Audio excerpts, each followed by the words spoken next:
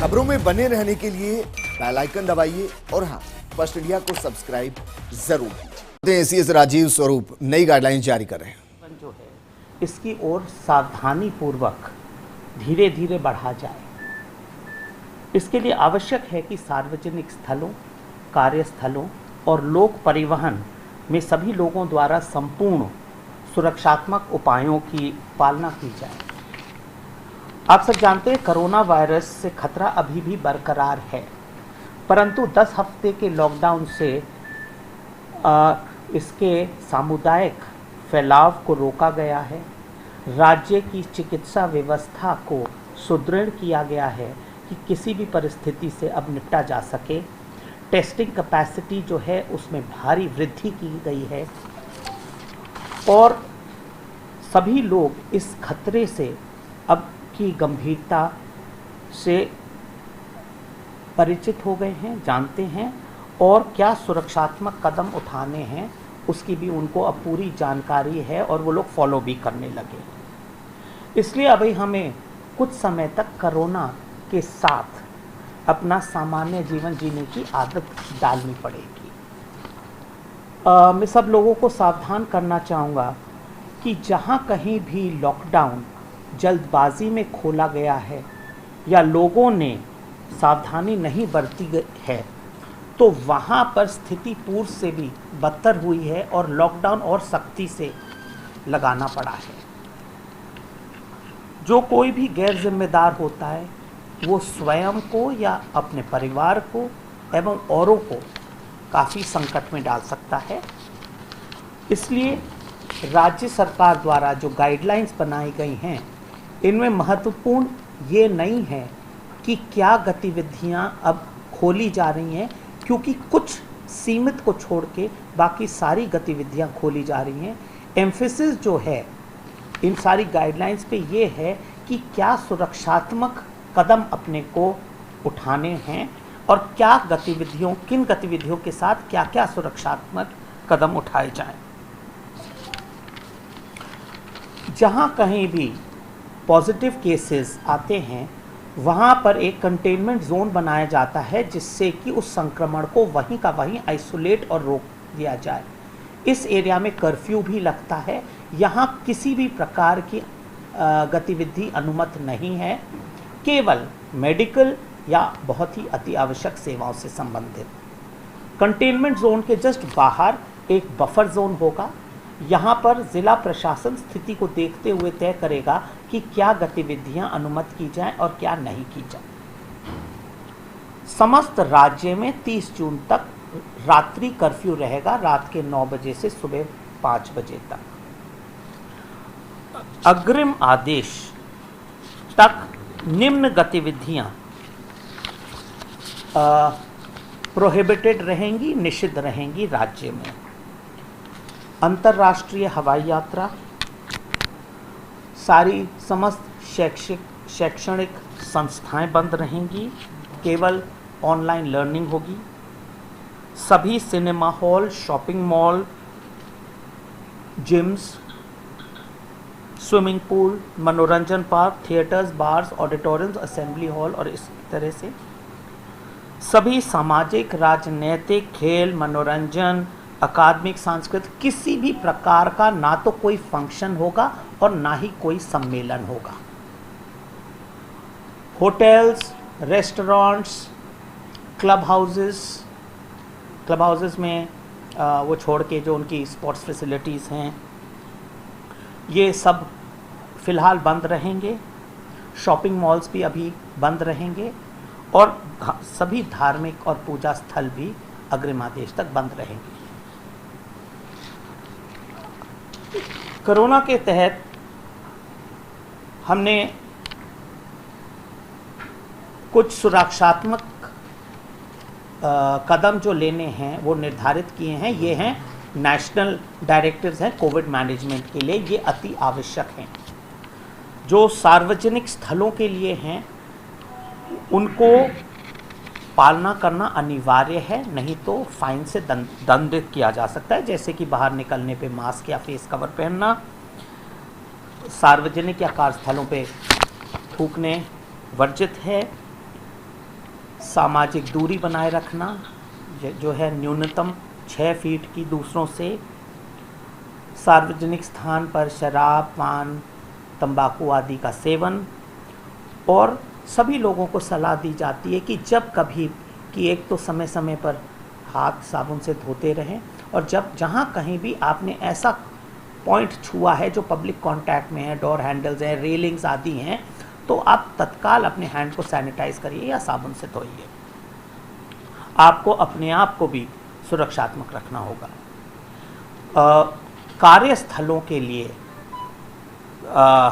भी कई शर्तें निर्धारित की गई हैं, और उनका जैसे शिफ्ट्स हैं, सोशल डिस्टेंसिंग है, और पारियों में अंतराल है, स्टैगर्ड बिजनेस आवर्स हैं, और जो भी इनके मैनेजर्स हैं या इंचार्ज हैं, इनको इन शर्तों की पालना करने के लिए उत्तरदायी रहेंगे वो, और नहीं करने पर अगर पाया गया तो इनको बंद किया जा सकता है और उनके खिलाफ कानूनी कार्रवाई की जा सकती है, क्योंकि ये अति आवश्यक है कि जो ये व्यवस्था कर रहे हैं और लोग वहाँ जा रहे हैं तो पूर्ण सुरक्षा से काम हो।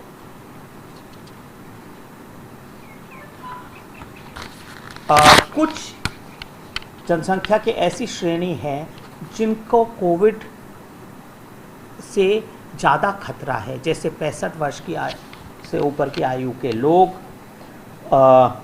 जो लोग जिनको पुराने रोग हैं, गर्भवती महिलाएं और 10 वर्ष से कम की आयु के बच्चे, इनको यथासंभव घर पे ही रहने की सलाह दी जाती है, और यदि यह बाहर निकले तो 100% पूर्ण पालना करें जितने भी सुरक्षात्मक उपाय हैं, सबसे ज़्यादा उनको खतरा रहेगा। अब जो अनुमत गतिविधियां हैं, अब नेगेटिव लिस्ट मैंने बता दी, बाकी सब कुछ अनुमत है। कुछ गतिविधियों के लिए हमने विशेष शर्तें रखी हैं, वो जैसे कि दुकानें हैं, दुकानदार किसी को सेल नहीं करेगा अगर उसने मास्क नहीं पहना है। एक दुकान में एक समय पर, छोटी दुकान में 2 व्यक्ति और बाकी दुकानों में 5 व्यक्ति से ज़्यादा अंदर नहीं घुस सकते। बाकी बाहर लाइन में वेट करेंगे सोशल डिस्टेंसिंग मेंटेन करते हुए। किसी भी दुकान ने, और ये दुकानदार भी समय समय पर सैनिटाइज करता रहेगा, बाकी सुरक्षात्मक कदम उठाएंगे। कोई भी दुकानदार इसकी पालना नहीं करेगा तो दुकान सील हो सकती है और फाइन भी लग सकता है या कानूनी कार्रवाई।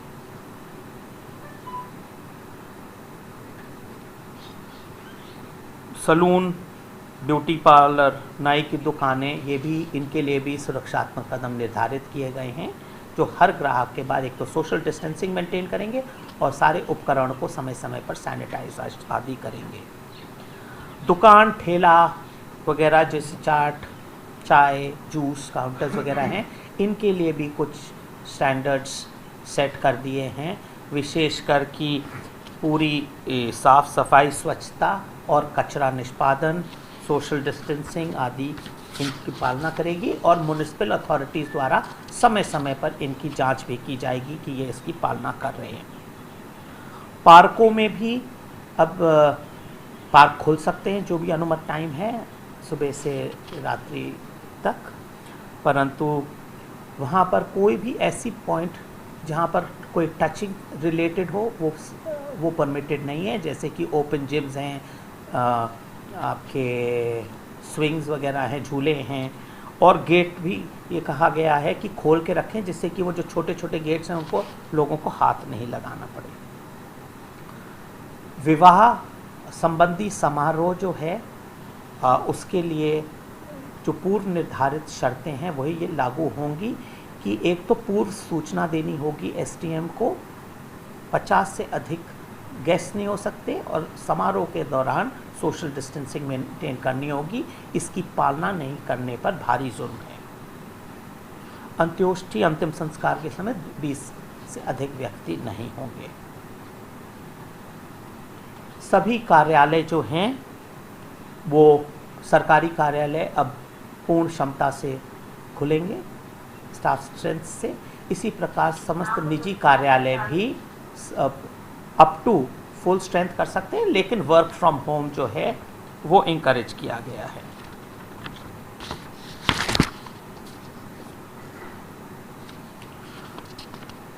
जो अब व्यक्तियों और माल आदि वस्तुओं के परिवहन पे पूरा फ्री मूवमेंट है राज्य के भीतर और अंतर्राज्यीय, एक्सेप्ट फॉर कंटेनमेंट जोन्स या कुछ और जो प्रतिबंध लगाए जाएं। किसी प्रकार की पास आदि की अव्यवस्था समाप्त कर दी गई है। जो भी कमर्शियल यात्री वाहन हैं, बस, टैक्सी, ऑटो, रिक्शा, उनमें हर यात्री के बैठने से पूर्व और बाद में प्रॉपर सैनिटाइजेशन करना होगा। किसी भी वाहन में जो उसकी ऑथराइज्ड सीटिंग क्षमता है उससे अधिक यात्री नहीं बैठ सकते, अन्यथा कानूनी कार्रवाई की जाएगी और वाहन को जब्त किया जाएगा। राज्य में बसें अब पुनः चालू कर दी जाएंगी। वो जो स्वीकृत उनके मार्ग हैं अंतर्राज्य या राज्य के भीतर, अगेन कंटेनमेंट जोन में नहीं। जो बस संचालक है उसकी जिम्मेदारी है कि बसों में पूर्ण सुरक्षात्मक उपाय किए जाएं, लोगों के चढ़ने पर उतरने पर सैनिटाइज किए जाएं कॉन्टैक्ट पॉइंट्स, और जर्नी से पहले और बाद में पूरी बस का प्रॉपर सैनिटाइजेशन किया जाए। सिटी बस फिलहाल अभी आरंभ नहीं की जा रही हैं।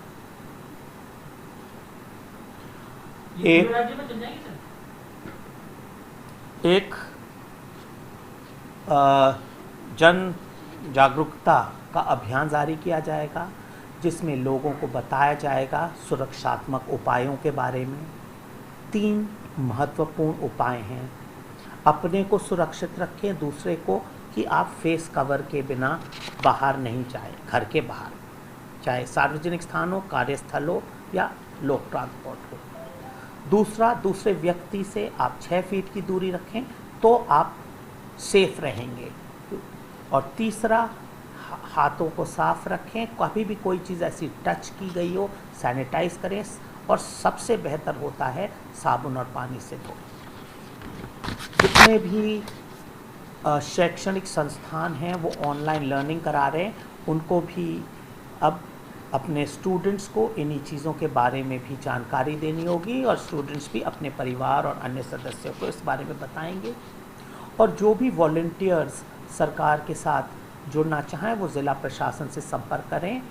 बाकी समस्त NGOs, अपने कम्युनिटी ऑर्गेनाइजेशंस, एसोसिएशंस जो भी जुड़ना चाहें कम्युनिटी अवेयरनेस में, जिससे कि सारे लोग जागरूक हो जाएं और हम सब लोग इस कोरोना संक्रमण के दौरान सुरक्षात्मक रूप से कार्य कर सकें और सामान्य जनजीवन की ओर बढ़ सकें।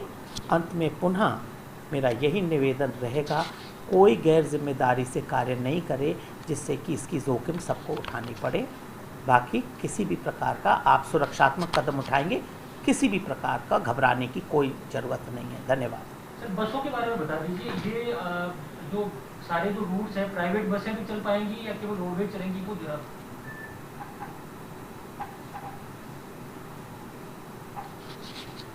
क्लियर था जो मैंने बोला था। तो कि जो भी बसें हैं अप्रूव्ड हैं, सैंक्शन हैं, वो अपने रूट्स पे चल सकेंगी। बहुत क्लियर था जितना जो मैंने बताया दिल से। सर, ये बाजार चलेंगे ना, बाबू बाजार, नेहरू बाजार चलेंगे, शॉपिंग मॉल नहीं चलेंगे। थोड़ा क्लियर सब चीज़ स्पष्ट है, बंद कर दें। शॉपिंग मॉल बंद है। होटल भी तो सकते हैं सर, बना दिया। एक बार आप बंद कर दो सब लोग।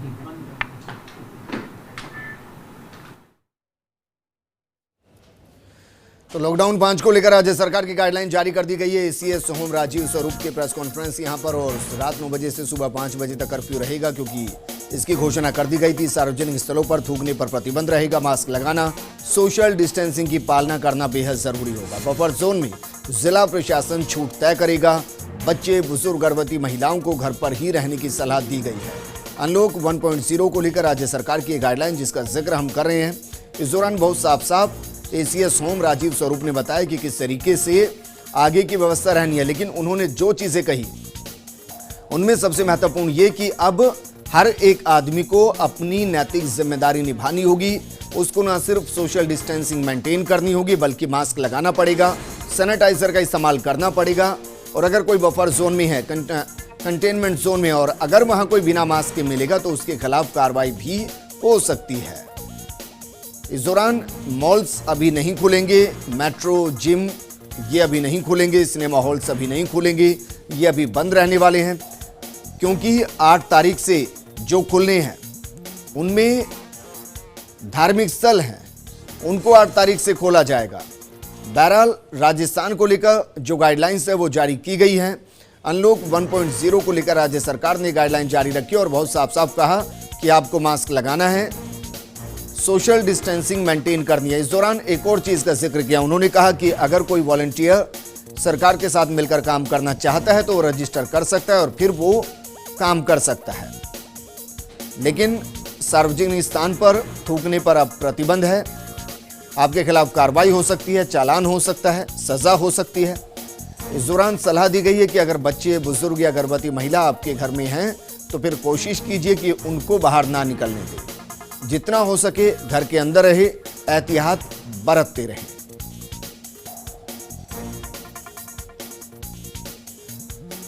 तो इस वक्त की बड़ी खबर हम आपको बता रहे हैं और बड़ी खबर यही कि एसीएस होम राजीव स्वरूप ने राजस्थान को लेकर गाइडलाइन जारी कर दी है।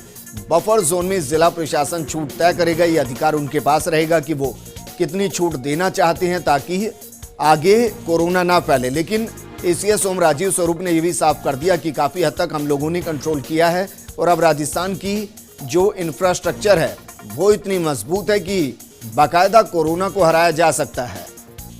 चिकित्सा क्षेत्र में काफी बदलाव किए गए हैं, सैंपलिंग बढ़ाई गई है और सैंपलिंग बढ़ाने के साथ साथ जो कोरोना वार्ड हैं उनकी संख्या बढ़ाई गई, कोरोना बेड की संख्या बढ़ाई गई। और ये वो वजह है जिसकी वजह से अब थोड़ी सी छूट दी गई है, ढिलाई बरती गई है, क्योंकि अब सरकार पूरे तरीके से तैयार कि अगर थोड़ा बहुत कोरोना का ग्राफ बढ़ता है तो उसको कंट्रोल करने में पूरे तरीके से मजबूती से सरकार खड़ी है। बहरहाल रात 9 बजे से सुबह 5 बजे तक कर्फ्यू जारी रहने वाला है और ये पूरे देश में ही लागू रहने वाला है। रात 9 बजे के बाद और सुबह 5 बजे से पहले ये कर्फ्यू रहेगा। बफर जोन में जिला प्रशासन छूट तय करेगा, वहीं बुजुर्ग, बच्चे और गर्भवती महिलाओं को घर पर ही रहने की सलाह दी गई है। मेट्रो नहीं चलेगी, सिनेमा हॉल्स नहीं खुलेंगे, इसके अलावा शैक्षणिक संस्थान अभी नहीं खुलेंगे, जिम भी अभी नहीं खुलने वाला है। इन गतिविधियों पर अभी बैन है, यानी कि कह सकते हैं कि रोक अभी जारी रहने वाली है।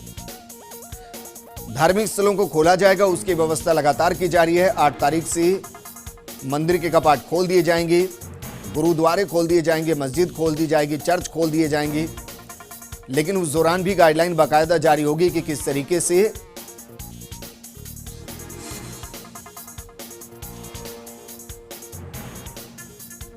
तो केंद्र की तरफ से गाइडलाइन जारी की गई थी, लेकिन राजस्थान में ऐसा नहीं होगा। राजस्थान में अभी इस पर पाबंदी जारी रहेगी। मास्क लगाना जरूरी रहेगा, सोशल डिस्टेंसिंग मेंटेन करना जरूरी रहेगा। गर्भवती महिलाओं को घर पर रहने की सलाह दी गई है। बच्चों को, क्योंकि स्कूल अब अभी नहीं खुलेंगे, इसलिए ज़्यादा बेहतर कि घर पर ही बच्चे अपना वक्त बिताएं, ऑनलाइन क्लासेस के जरिए पढ़ाई करें। बुजुर्ग भी ज़्यादा वक्त घर पर ही बिताएं। अगर वो बाहर टहलने के लिए निकल रहे हैं तो पूरे सावधानी बरतते हुए, यानी कि मास्क लगाते हुए, सोशल डिस्टेंसिंग मेंटेन करते हुए, सैनिटाइजर का इस्तेमाल करते हुए। ज़रूरी हो तभी ये हो, वरना बुजुर्ग भी घर पे रहें, बच्चे भी घर पे रहें, महिलाएं जो गर्भवती हैं वो भी घर पर ही रहें।